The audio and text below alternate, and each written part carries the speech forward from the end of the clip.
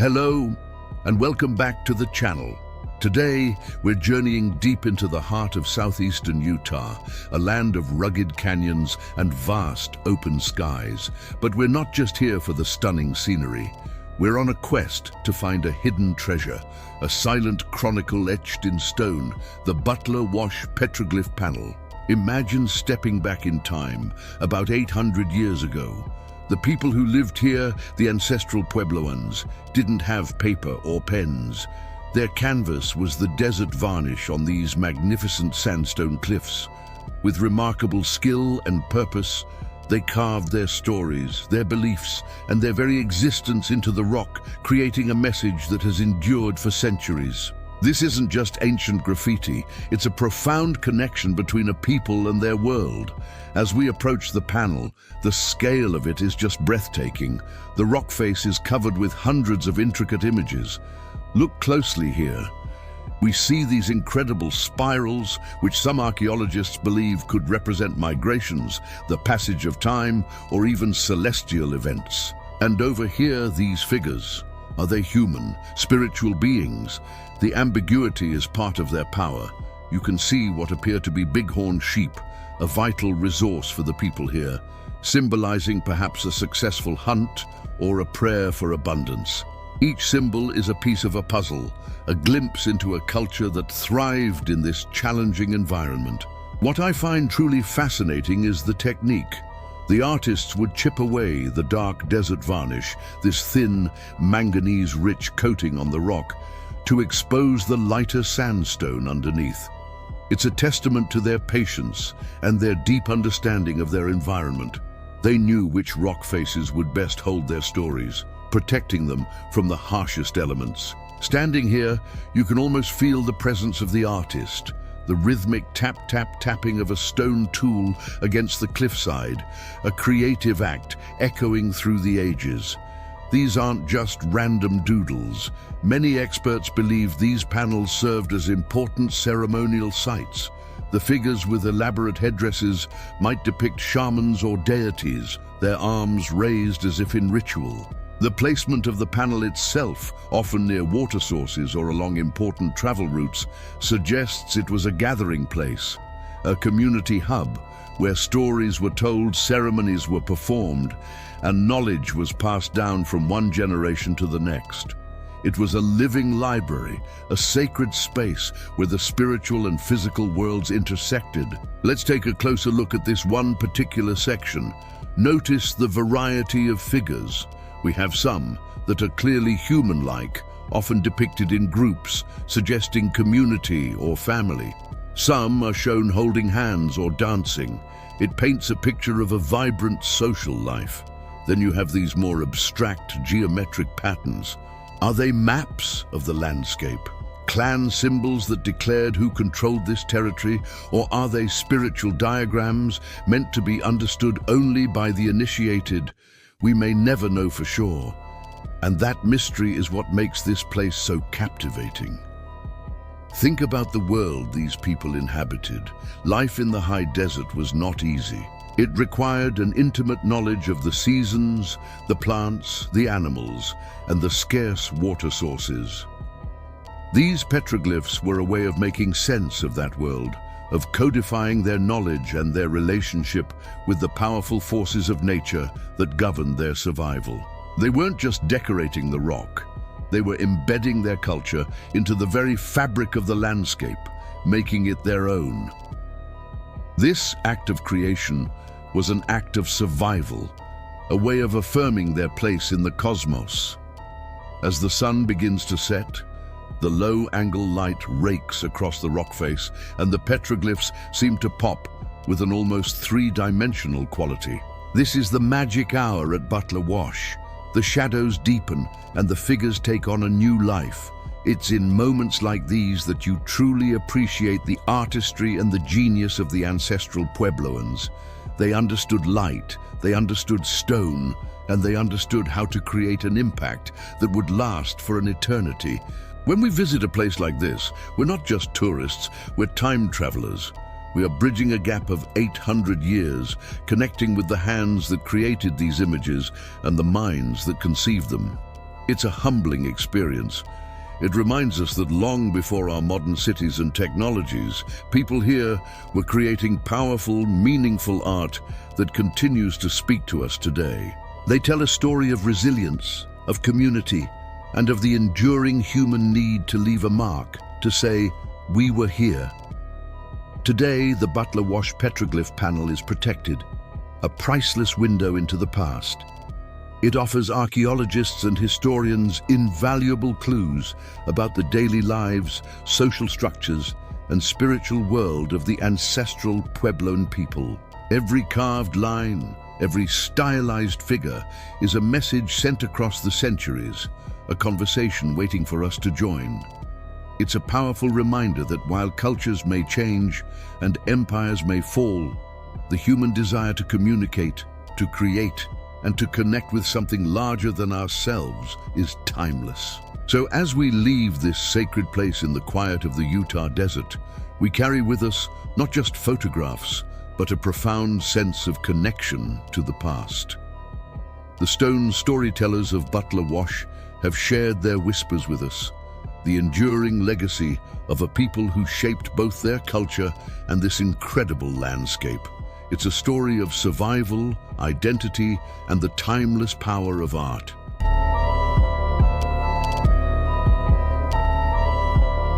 Imagine for a moment a place where the sun-drenched ideals of ancient Greece meet the rugged, majestic landscapes of Central Asia. A place where marble columns rise not in Athens, but in the heart of what is now modern Afghanistan. This isn't a fantasy. This was a reality. This was Ai Khanoum. Welcome, history lovers and adventure seekers. Today, we're embarking on an extraordinary journey back in time, over 2 millennia ago, to uncover the secrets of a lost Hellenistic city that has been called the Greek Echo in Afghanistan. We're venturing into the remote plains of northern Afghanistan to explore the breathtaking ruins of Ai Khanoum, a testament to one of history's greatest cultural fusions. Our story begins in the 4th century BCE, with a name that echoes through history, Alexander the Great. As his Macedonian armies marched eastward, they didn't just conquer lands, they carried with them an entire civilization. They brought Greek language, art, philosophy, and architecture, planting seeds of Hellenism deep into the soil of Asia. One of the most remarkable blossoms from these seeds was the city of Ai Khanoum, founded on the banks of the mighty Oxus River, known today as the Amu Darya. For centuries, this city was a legend, a whisper in ancient texts. Historians like Strabo and Ptolemy spoke of a great Alexandria on the Oxus, but its exact location remained a mystery, lost to the shifting sands of time. It wasn't until 1961 that a hunting party, led by the King of Afghanistan himself, stumbled upon something extraordinary. A perfectly carved Corinthian capital, a style quintessentially Greek, lying in the middle of the Afghan plains. It was a discovery that would rewrite history. French archaeologists, led by the visionary Paul Bernard, soon began excavations, and what they unearthed was nothing short of spectacular. Emerging from the dust was not just a small outpost, but a massive, meticulously planned Greek city. It had everything you'd expect to find in the classical world: a sprawling palace, a gymnasium for training athletes, a theater capable of holding thousands of spectators, and temples dedicated to Greek gods. Let's talk about the pillars, the very symbols of this lost world. The lost pillars of Ai Khanoum weren't just structural supports. They were statements, carved from local limestone and meticulously stuccoed to resemble brilliant white marble. They were architectural marvels. The archaeologists found massive column bases and fragments of elegant Corinthian capitals, adorned with intricate acanthus leaves. These were not crude imitations. They were masterpieces of craftsmanship, following the strict geometric principles of Greek design.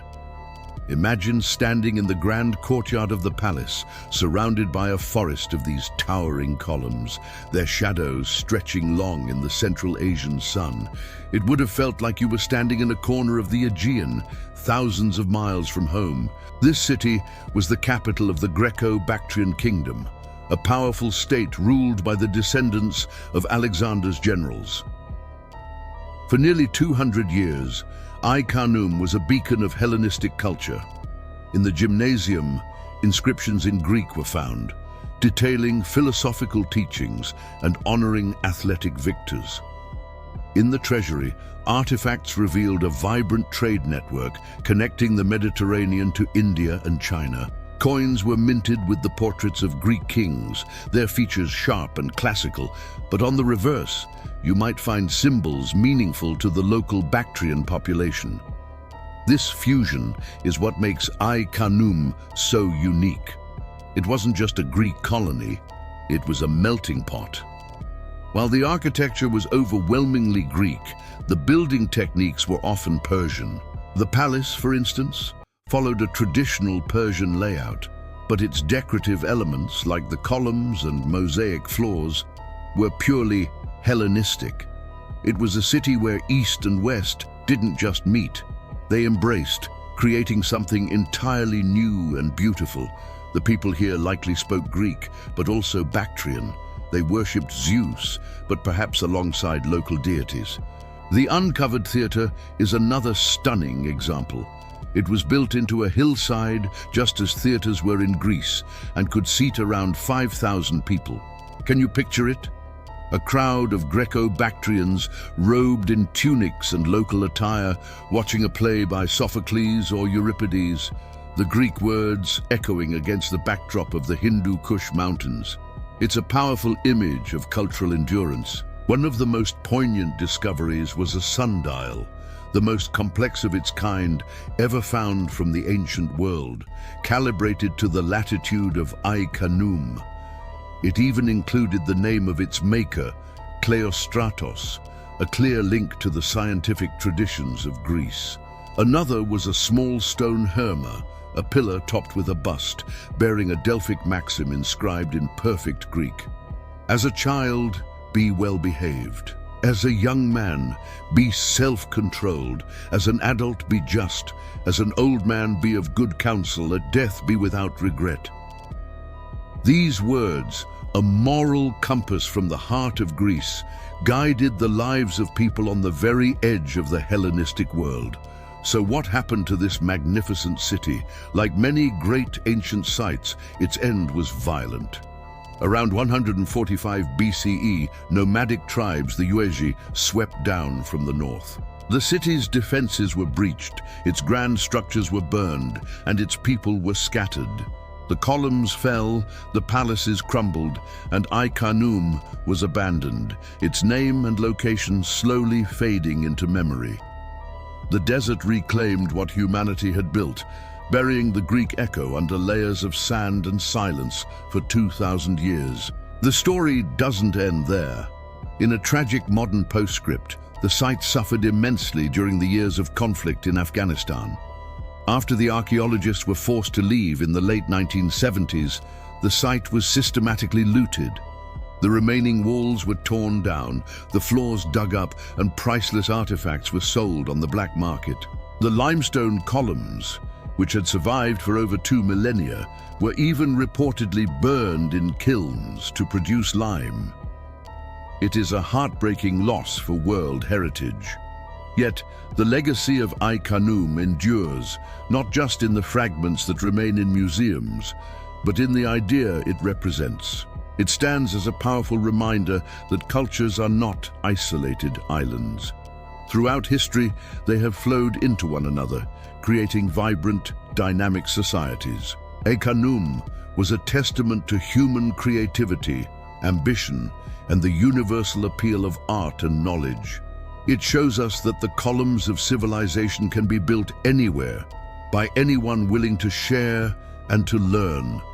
The Greek echo in Afghanistan may be faint now, but if we listen closely, we can still hear the stories it has to tell. of philosophers and kings, of artists and soldiers who built a piece of Greece at the crossroads of the world.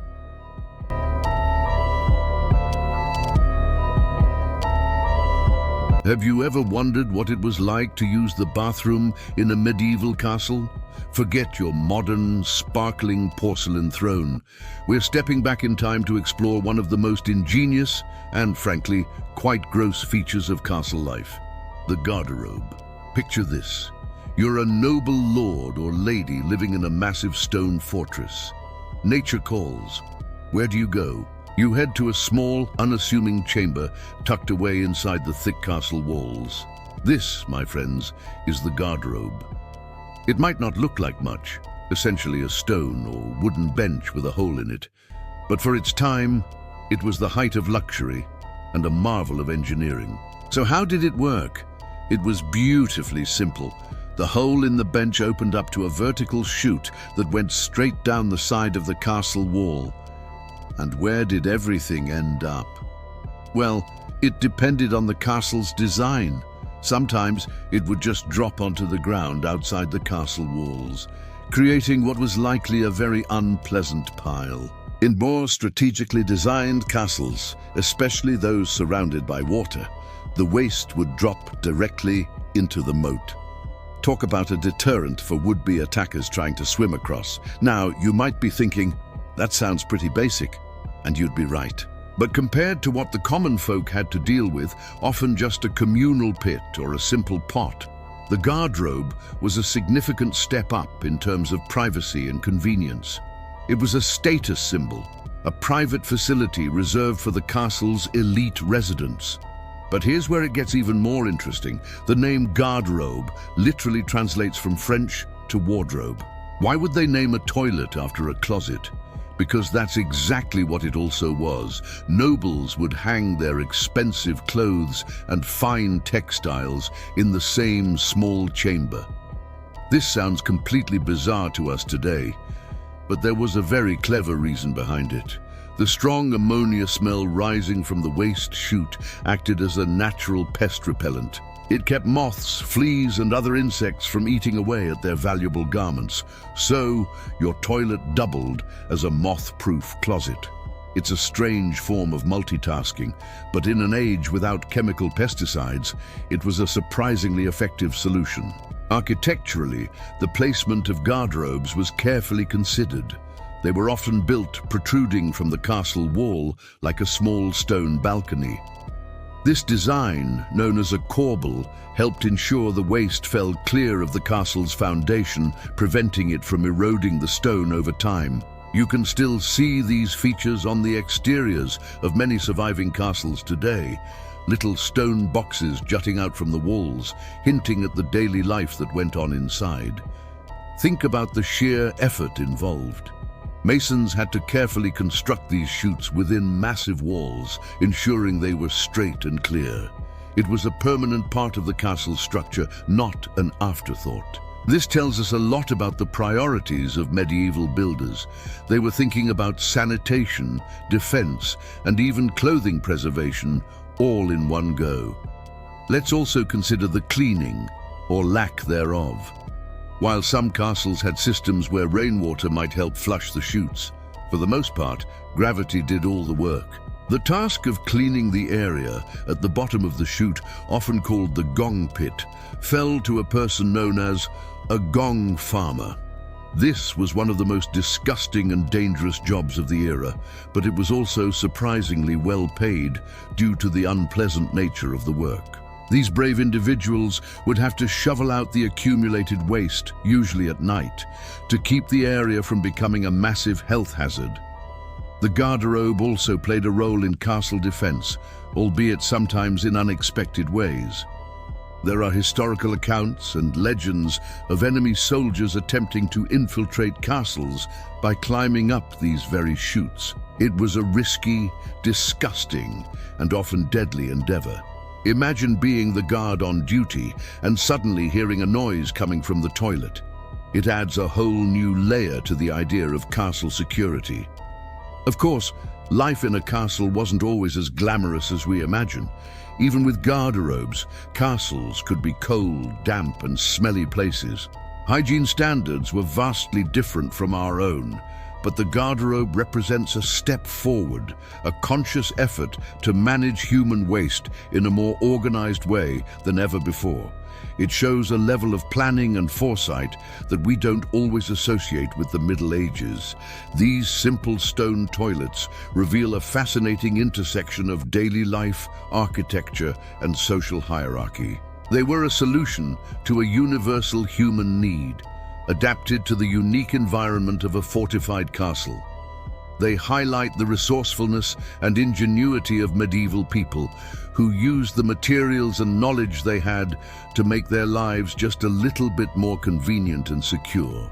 Next time you see a picture of a grand medieval castle, look closely at its walls. You might spot the subtle outline of a long-forgotten garderobe, and you'll know that this wasn't just a toilet. It was a symbol of status, a clever piece of engineering, and a testament to the practicalities of life hundreds of years ago. It's a humble reminder that history isn't just about grand battles and royal decrees. It's also about the everyday challenges and the clever ways people found to solve them.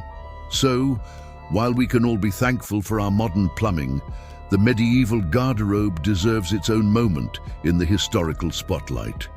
It's a fascinating peek into the past and a story written in stone.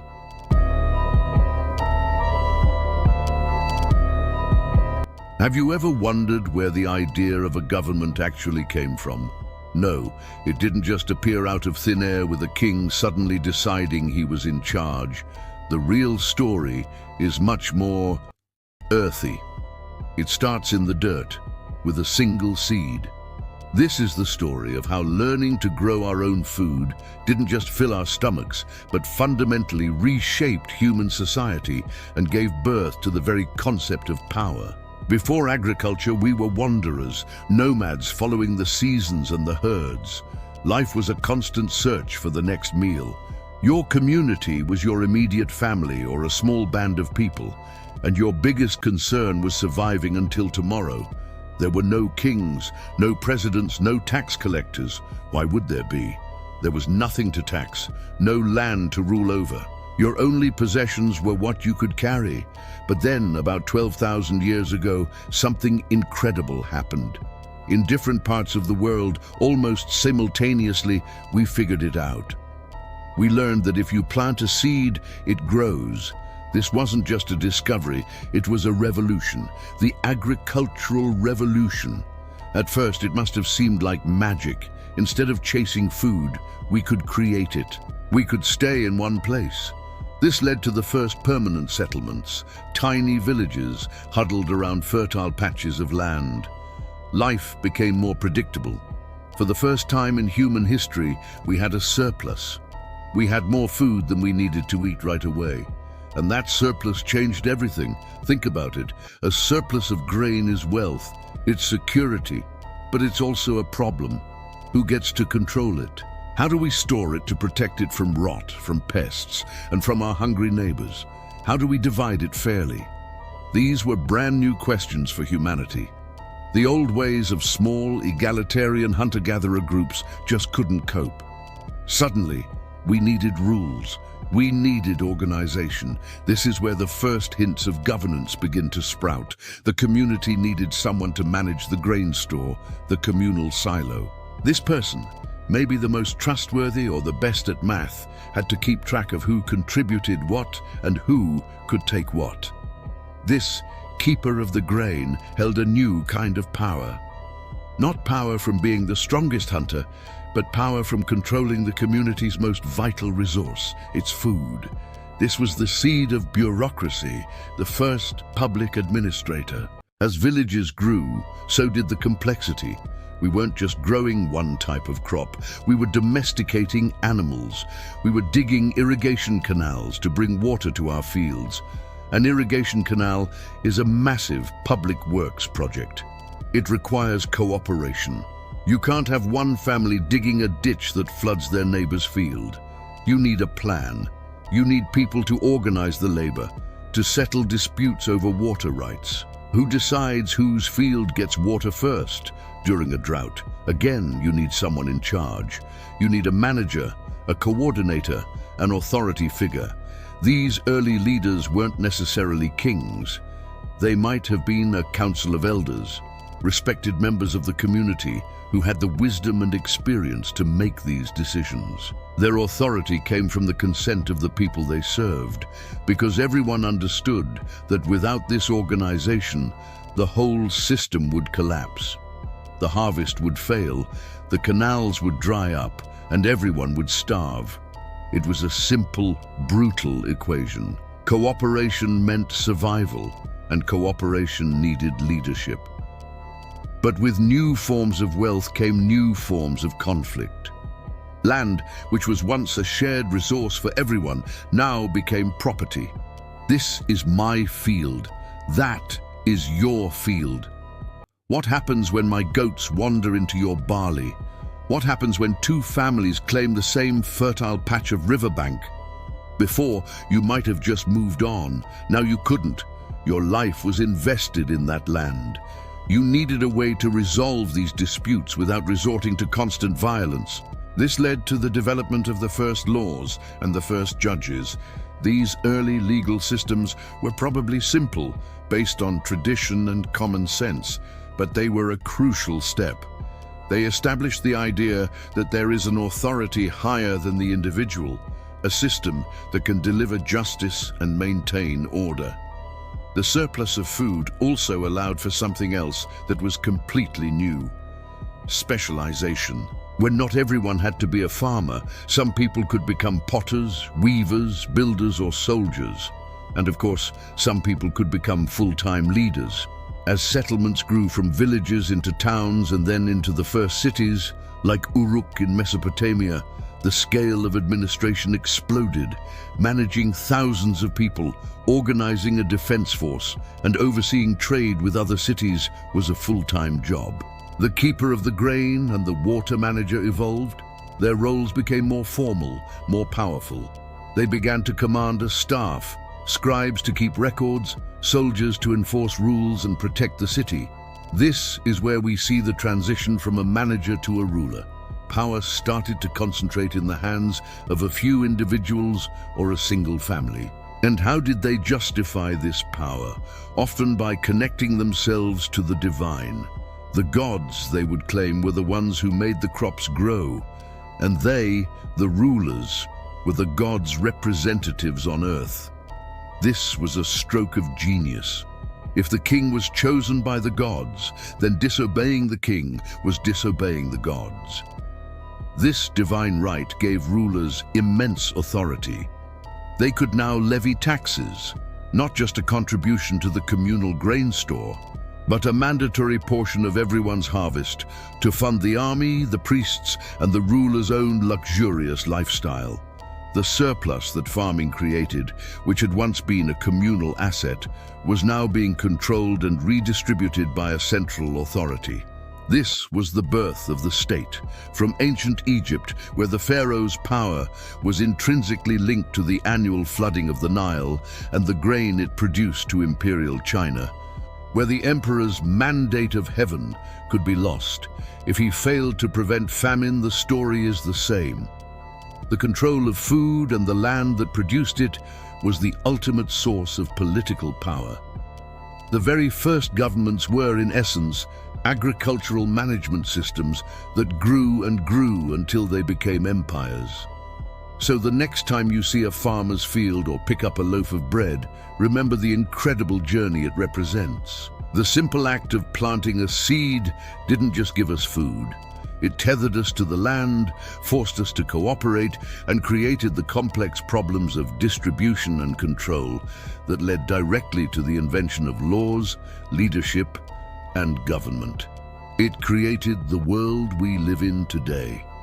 The quiet revolution that began in the dirt reshaped humanity itself, and its echoes can still be found in every parliament, every courthouse, and every seat of power on earth.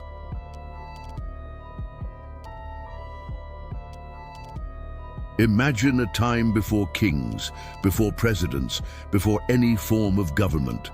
A time when humanity was scattered, constantly moving, following the herds and the seasons. What changed everything? It wasn't a great battle or a philosophical revelation. It was something much more humble, something that grew from the earth itself. This is the story of how a simple seed didn't just sprout a plant, but grew the very roots of power and civilization.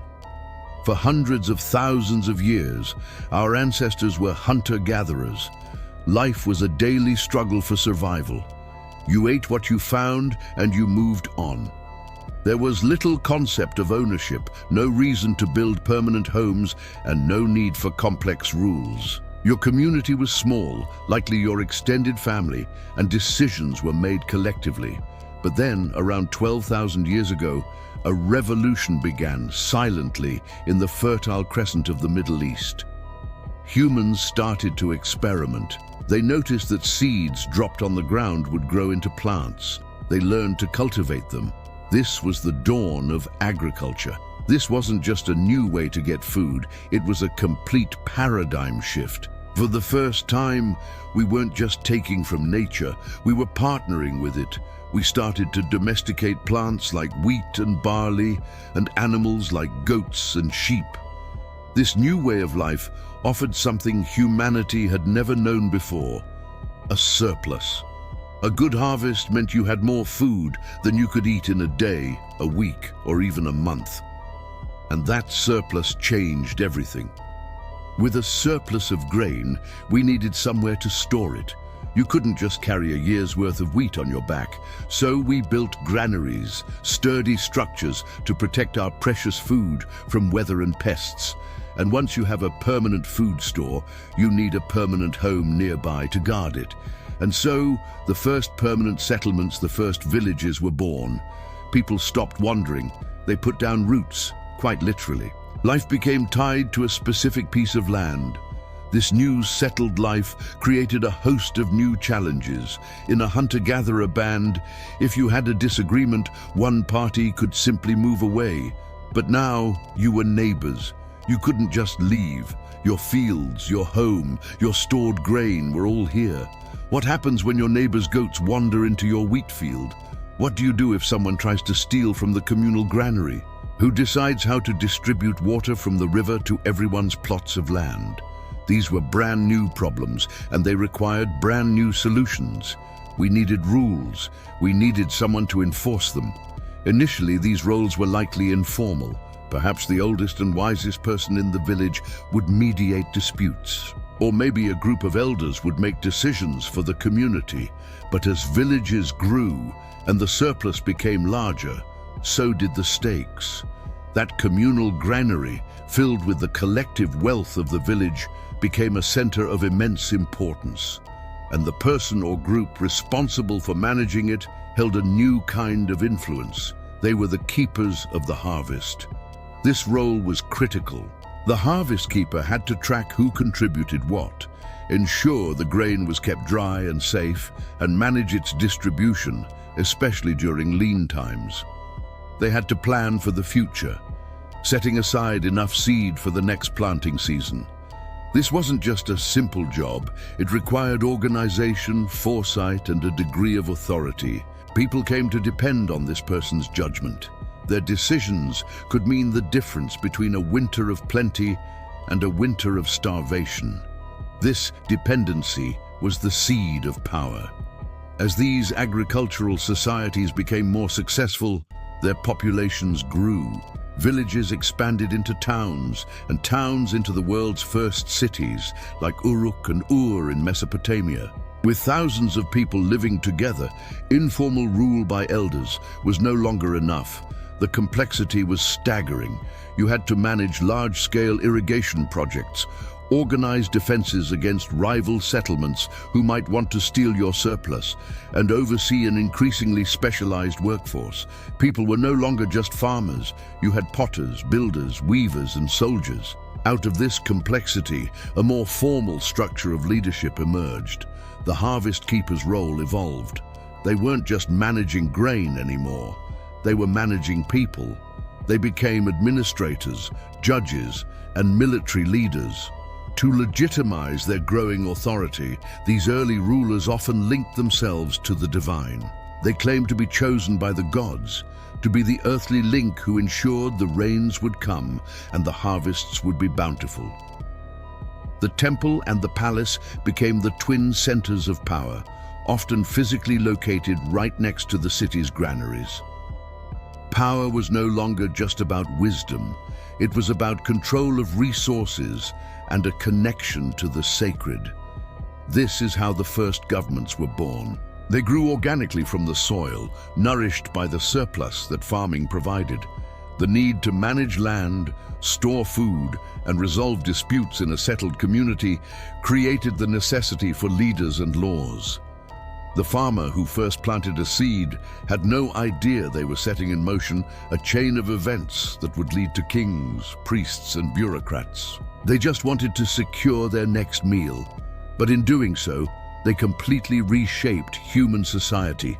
The story doesn't end there.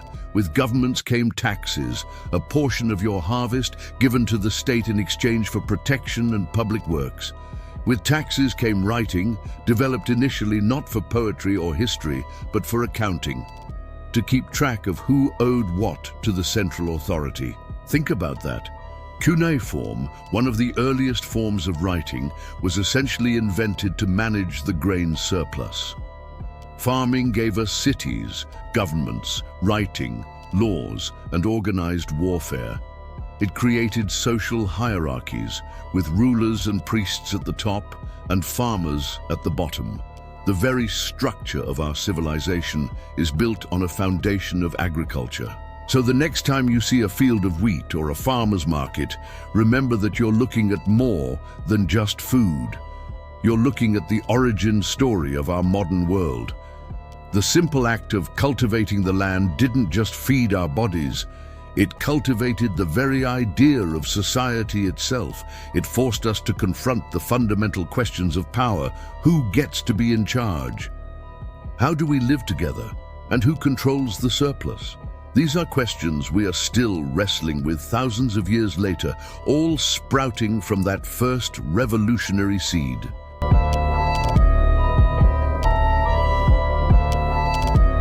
Ever wondered how ancient civilizations saw the universe?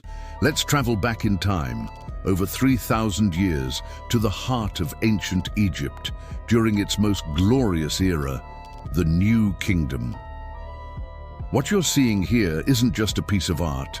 It's a window into the Egyptian soul. This stunning scene, likely found within a tomb or on a sacred papyrus scroll from the Theban region, tells a profound story about life, death, and the cosmos itself. At the very top, we see this incredible, colorful depiction. This is Nut, the goddess of the sky. See how she arches her body over everything below. Her skin isn't just blue, it's a celestial canvas peppered with stars, representing the vast, infinite night sky. She's not just a goddess, she's the universe, a protective blanket covering the world. Below her, a collection of figures and symbols fills the space. Each one is a piece of a larger puzzle, hinting at themes of rebirth, divine order, and the cyclical nature of existence. This type of art is what we call funerary art. Its purpose wasn't just decoration, it was a spiritual GPS, a guide for the soul of the deceased on its perilous journey through the afterlife, or the duat, as they called it. The vibrant colors, the blues, the reds, the golds, weren't chosen at random. They were packed with symbolism. Blue and green represented life and regeneration, while red could signify both chaos and protection. Gold, of course, was the color of the gods, symbolizing eternity and indestructibility. Look at the style. It's highly stylized, not meant to be a realistic portrait, but a symbolic representation. Every line, every pose is deliberate, conveying a specific meaning according to a strict artistic canon that lasted for millennia. This consistency is one of the hallmarks of Egyptian art, creating a timeless visual language that was understood by everyone, from the pharaoh to the artisan. Now let's look at the bottom scene. It's a sketch, an outline of the same magnificent scene above. This gives us a fascinating glimpse into the artistic process. Did the artist sketch this first, planning the composition before applying the precious pigments? Or is this a copy, a teaching tool for an apprentice learning the sacred craft? It's like looking at the blueprint of a cathedral. You see the structure, the divine geometry, before it's filled with color and life. It strips the scene down to its essential forms, allowing us to appreciate the elegant lines and the careful planning that went into creating this masterpiece. This dual presentation of both the finished work and its underlying skeleton is incredibly rare and valuable.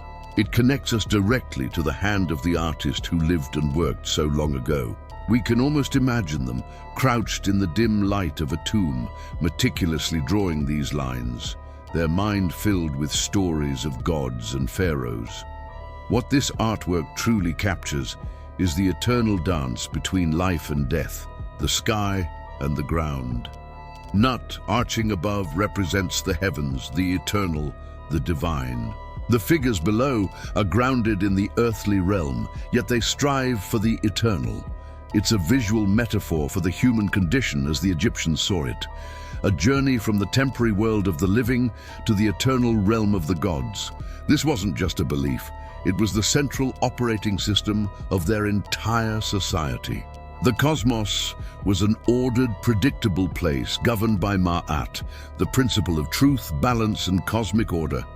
The sun god Ra would journey across the sky in his solar boat during the day, and at night he would travel through Nut's body to be reborn at dawn. This daily cycle of birth, death, and rebirth was mirrored in the flooding of the Nile, the cycles of the moon, and they hoped, in their own existence after death. This piece, therefore, is more than just a relic. It's a vibrant testament to an enduring human fascination with the great mysteries of our existence. Where do we come from? Where do we go? What is our place in the cosmos? These are the same questions we ask ourselves today. The ancient Egyptians answered them with this breathtaking art, immortalizing their beliefs in pigment and ink. They created a world where gods walked among mortals, where the stars told stories, and where death was not an end, but a gateway to a new beginning. Every element in this scene, from Nut's starry body to the hieroglyphs that might accompany it, was part of a powerful spell, an incantation designed to ensure eternal life. Looking at this, you can feel the power and the serenity it was meant to invoke. It's a message of hope, a promise of continuity. In a world that often felt chaotic and unpredictable, this art provided a sense of order and purpose. It reassured them that there was a grand design, a divine plan, and they were a part of it. This is the magic of ancient Egypt. It's not just pyramids and mummies. It's a deeply spiritual and intellectual culture that created some of the most enduring and meaningful art in human history. It speaks to us across the millennia, reminding us of our shared quest for meaning in this vast, mysterious universe. It's a legacy of belief, frozen in time, still shimmering with the hopes and dreams of a people who lived so long ago.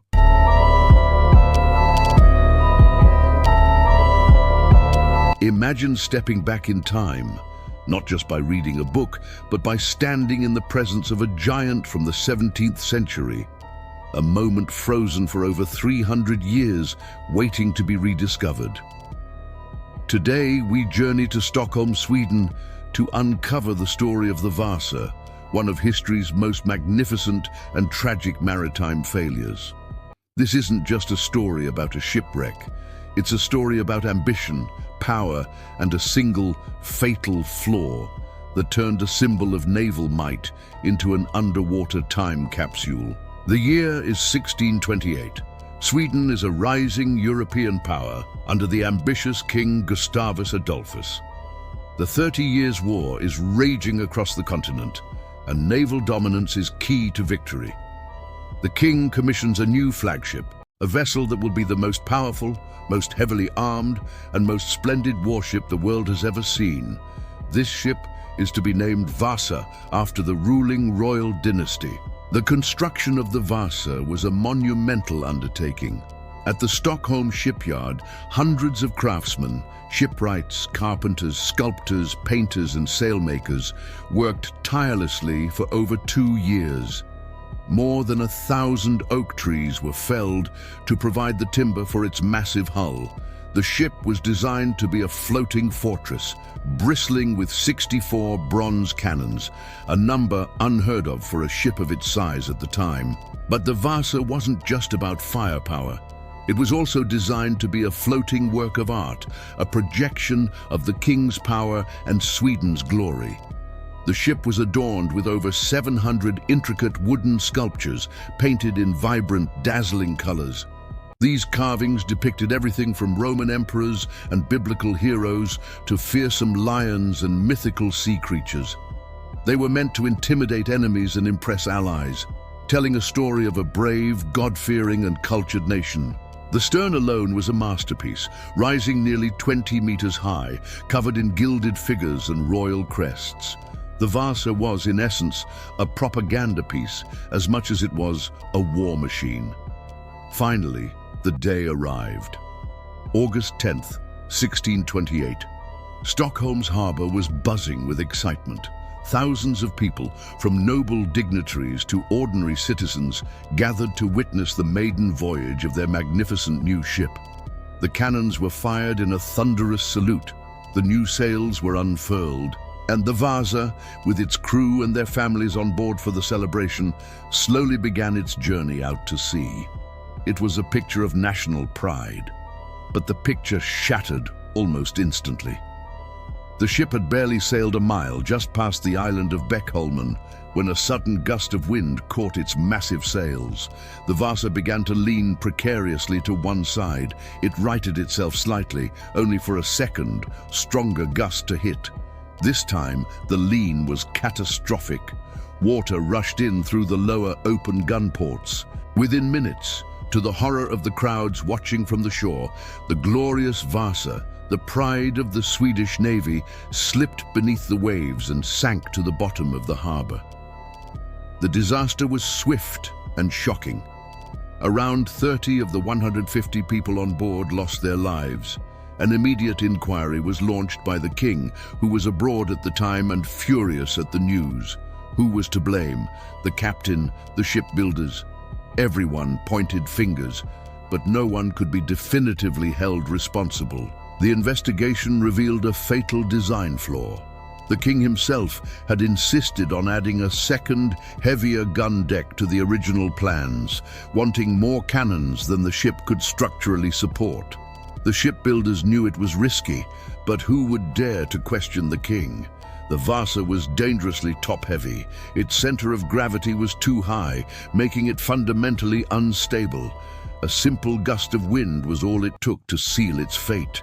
For 333 years, the Vasa lay forgotten in the dark, cold, brackish waters of Stockholm harbor.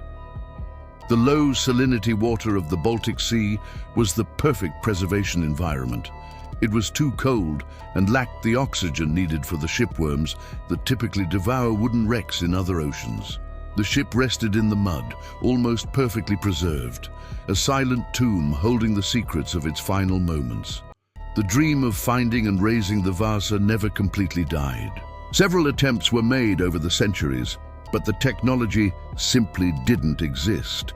Then, in the 1950s, an independent marine researcher named Anders Franzén became obsessed with the legend of the lost warship. He spent years meticulously studying old naval records and charting the harbor floor. He reasoned that the shipworms couldn't survive in the Baltic, meaning a wooden wreck could still be intact. In 1956, using a simple core sampler he designed himself, he pulled up a plug of blackened oak from the seabed. He had found it. The Vasa was no longer a myth. The salvage operation that followed was one of the most ambitious and complex feats of marine archaeology ever undertaken. It began in 1959. Divers had to work in near-total darkness, tunneling under the massive hull to pass heavy steel cables beneath it. It was incredibly dangerous and painstaking work. Finally, on April 24, 1961, after 2 years of preparation, the world held its breath. Slowly, centimeter by centimeter, the colossal wooden structure of the Vasa broke the surface of the water for the first time in over 3 centuries. The crowd that had gathered erupted in cheers. It was an astonishing sight, a ghost from the past emerging into the modern world. But raising the ship was only the beginning. The waterlogged wood, which had been stable underwater, was now at risk of cracking and disintegrating as it dried. A massive conservation project began. For 17 years, the entire ship was continuously sprayed with a special preservative solution, polyethylene glycol, a waxy substance that slowly replaced the water in the wood, preventing it from shrinking. It was a race against time to save this priceless artifact. While the ship itself was being preserved, archaeologists began the meticulous task of excavating its contents. The Vasa was a time capsule like no other. They found not only the ship's equipment, sails, cannons, and tools, but also the personal belongings of the crew. They uncovered wooden chests containing clothes, shoes, coins, and even food. They found pewter plates, beer steins, and board games, painting a vivid picture of life aboard a 17th century warship. The skeletons of those who perished were also found, and through modern forensic science, we can even see what they looked like, what they ate, and what illnesses they suffered from. It's an incredibly personal and human connection to the tragedy. Today, the Vasa rests in its own dedicated museum in Stockholm, the Vasa Museum, which is one of Sweden's most popular attractions. Standing before the ship is a breathtaking experience. It is over 98% original, and its sheer scale and the richness of its sculptural detail are awe-inspiring. You can walk around it, marvel at its towering masts, and peer into the world of 1628. The museum tells not just the story of the ship's sinking and recovery, but also the story of the society that built it. The Vasa serves as a powerful lesson.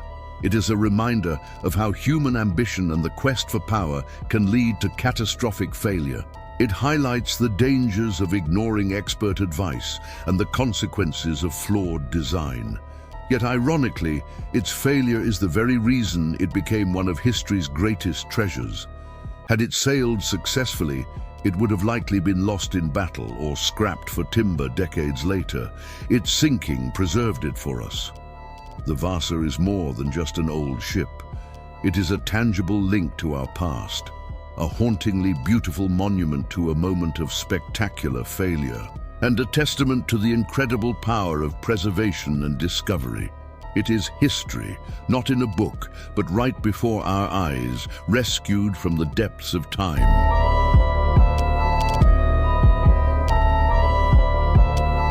Picture this, 1969, a year of cosmic leaps and cultural shifts.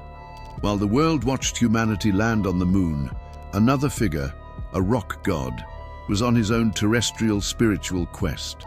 This is the story of Jim Morrison, the enigmatic frontman of the Doors, and his quiet pilgrimage to the ancient city of Teotihuacan. Hello everyone, and welcome back to the channel. Today, we're peeling back the layers of a rock and roll legend to find a moment of profound introspection.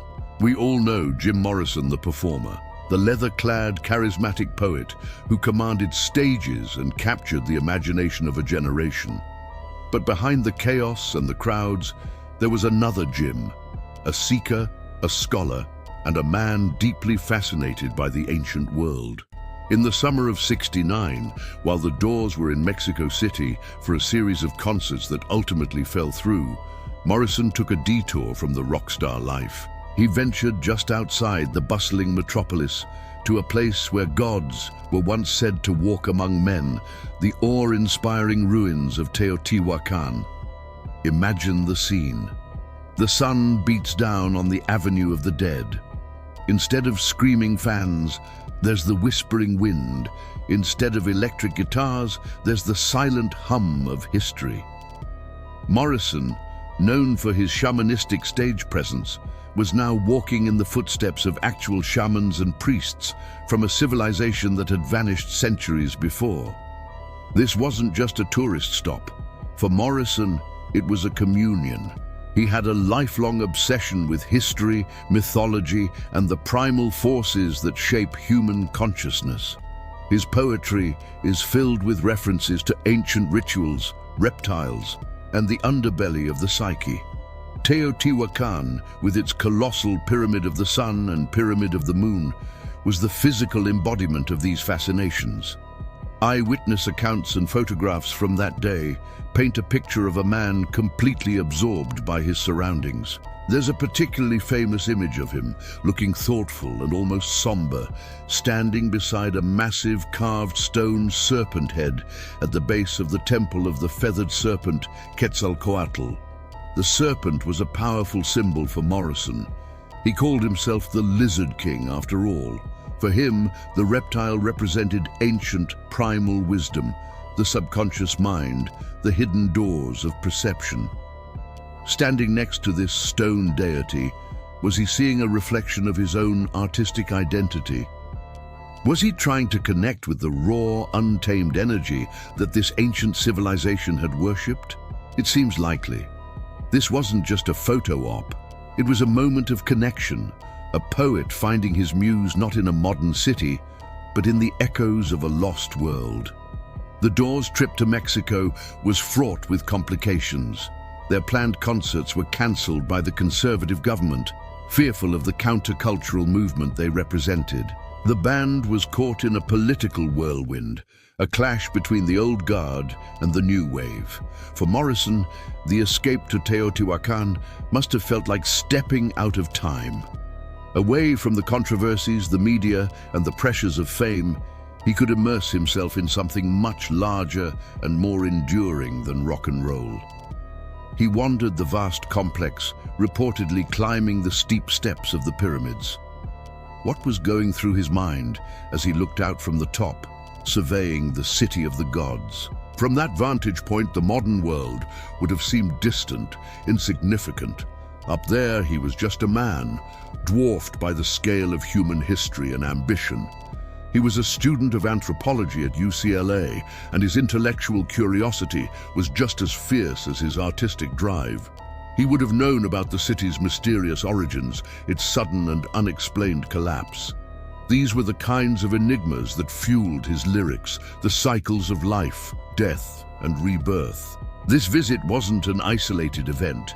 It was part of a larger pattern in Morrison's life. He was constantly searching for meaning, for transcendence. He explored Native American cultures in the American Southwest, delved into the works of poets like William Blake and Arthur Rimbaud, and experimented with altered states of consciousness, all in an effort to break through the mundane and touch something eternal. Teotihuacan was another stop on this spiritual journey. It was a place where the veil between worlds felt thin, a perfect landscape for a man who famously wanted to break on through to the other side. The silent stones of the pyramids offered a different kind of trip, one grounded in history and earth rather than chemicals. It was a quest for roots, for a connection to a deeper, more ancient human story. Think about the context of his music at the time. The Doors were moving away from the concise pop rock of their early hits and into the more complex, blues-infused territory of albums like The Soft Parade and Morrison Hotel. His lyrics were becoming more world-weary, more introspective. It's fascinating to wonder how this experience at Teotihuacan might have seeped into his work. Did the silent grandeur of the pyramids inspire the sprawling, epic quality of songs like The End or When the Music's Over? Did the image of the feathered serpent god, Quetzalcoatl, a deity of creation, knowledge, and resurrection, resonate with his own ideas about the artist as a creator and a destroyer? While there's no direct line we can draw, it's hard to imagine that a mind as absorbent as Morrison is wouldn't have been profoundly affected. This quiet day among the ruins was a recharge, a moment to gather new symbols and ideas for the potent brew of his poetry. The story of Morrison in Teotihuacan is also a story of contrasts. Here was the ultimate icon of 1960s rebellion, a figure who embodied chaos and excess, finding solace and peace in the rigid, monumental order of an ancient city. It's a powerful reminder that even the most turbulent souls seek moments of stillness. For Morrison, the stage was a place of ecstatic release, but it was also draining. The constant performance, the adoration, the scrutiny, it all took a toll. Teotihuacan offered an escape, a place where he wasn't Jim Morrison the rock star, but just a man in awe of history. It reveals the quiet, scholarly side of a personality often reduced to a caricature of rock and roll decadence. He was as much a poet as he was a performer, as much a historian as he was a hedonist. 2 years after this visit, Jim Morrison would be gone, his own life becoming another myth shrouded in mystery, much like the city of Teotihuacan itself. His time there feels almost like a premonition. He stood among the ruins of a great collapsed civilization, a young man whose own brilliant culture, the 1960s counterculture, was also approaching its end. He was a king in his own right, the Lizard King, surveying the remnants of another kingdom. It is a poignant image, the fleeting rebel poet standing amidst the enduring stones of the past, both of them silent testaments to the power and fragility of human endeavor. This visit wasn't just a footnote in his biography, it's a key to understanding the deeper currents of his mind. It shows us the seeker behind the superstar, the quiet poet beneath the roar of the crowd, forever searching for a door to another reality, whether in a poem, a song, or in the silent, sun-drenched avenues of the city of the gods. Thanks so much for joining me on this journey back in time. If you found this story as fascinating as I do, please hit that like button and consider subscribing for more deep dives into the untold stories of music history. Let me know in the comments what you think. Did Teotihuacan influence Morrison's later work? I'd love to hear your thoughts. Until next time, stay curious.